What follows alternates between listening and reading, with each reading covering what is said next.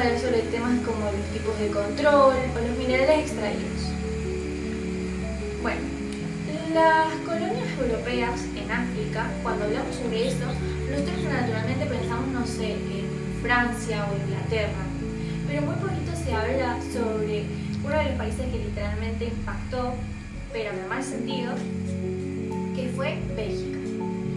Vamos a hablar sobre cómo un país tan chiquitito impactó tanto en un territorio muy rico en África, que sería el Congo, y literalmente lo convirtió en su campo de saqueo. Iba desde castigos muy crueles, humillaciones y consecuencias que siguen hasta el día de hoy. Y todo porque el rey quería una colonia para él solito.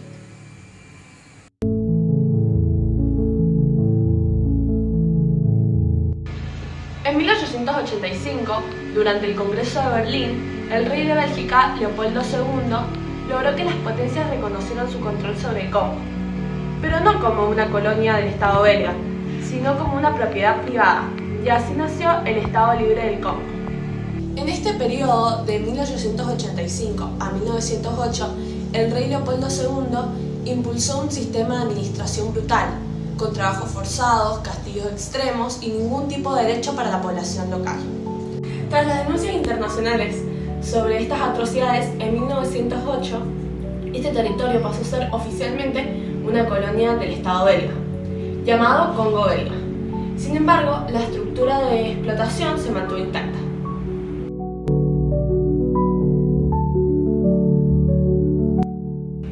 El interés principal de Bélgica era económico. Los primeros minerales extraídos fueron el marfil y sobre todo el caucho, que fue fundamental para el desarrollo industrial y la expansión del transporte. Más adelante se extrayeron otros minerales naturales como el oro, el cobre y el diamante. Y en tiempos actuales, el coltan, que se usa para fabricar computadoras, celulares y otros dispositivos tecnológicos. A pesar de su enorme riqueza natural, la población local no se benefició en absoluto. Al contrario, trabajaban en condiciones infrahumanas y bajo amenaza continua.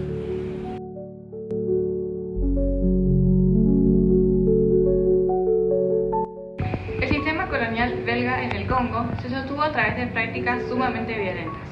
A las comunidades se les imponían cuotas obligatorias de caucho, y si no las cumplían, las consecuencias eran gravísimas, como por ejemplo asesinatos, mutilaciones y destrucción completa de aldeas.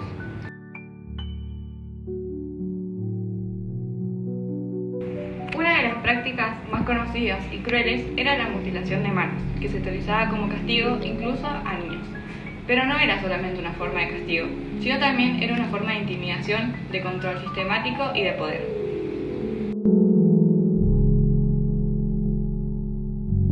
En este proceso intervinieron varios actores sociales, principalmente Leopoldo II, que fue quien diseñó y controló este sistema de explotación.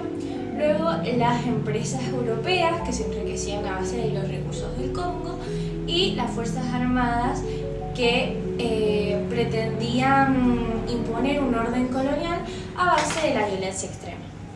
También hubieron tres personajes que fueron los que denunciaron estos abusos. George Washington, un historiador afroamericano que fue el primero en decir lo que sucedía; Edmund Moore, que fue un activista británico que empezó una campaña internacional contra el régimen; y Patrice Lumumba, que fue el primer ministro del Congo independiente de 1960, cuyo asesinato marcó un cambio en el país.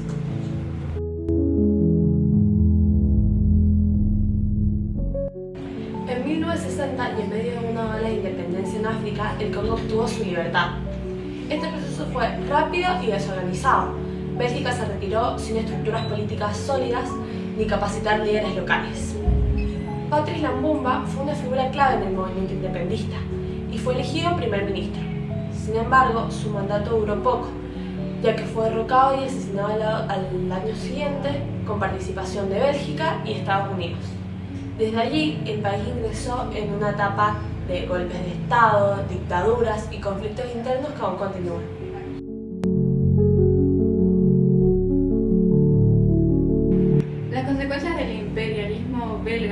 aún se sienten hoy en la República Democrática del Congo. A pesar de tener grandes reservas de minerales, gran parte de la población vive en situaciones de extrema pobreza. Además, se cumplen los mismos patrones de esquemas de extracción.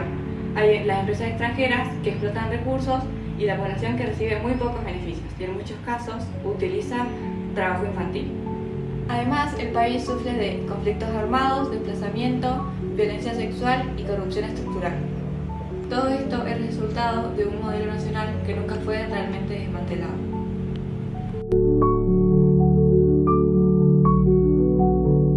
Más allá de la violencia y la explotación económica, el imperialismo belga dejó una huella indeleble en la cultura e identidad del Congo. La imposición del francés como lengua oficial, por ejemplo, creó una división social relegando a las lenguas locales a un segundo plano. Esto no solo afectó la comunicación, sino que también desvalorizó las tradiciones orales y la rica herencia cultural de los distintos grupos étnicos. Se erosionaron las estructuras sociales y se introdujeron nuevas normas y sistemas de creencias que, en muchos casos, entraron en conflicto con las prácticas ancestrales. Entender este legado cultural es crucial para comprender la complejidad de la identidad congoleña actual y los desafíos que enfrentan para recuperar su propia historia y patrimonio. La historia del Congo belga es una de las más trágicas del imperialismo europeo, pero no se trata de un capítulo del pasado, es una historia que sigue viva.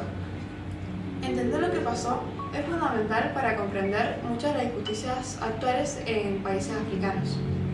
Pero no se trata de culpas heredadas, sino de responsabilidades históricas y del deber de conocer lo que muchas veces se oculta o minimiza. Porque solo con memoria, conocimiento y conciencia se pueden evitar muchos errores del pasado y construir un mundo mucho mejor.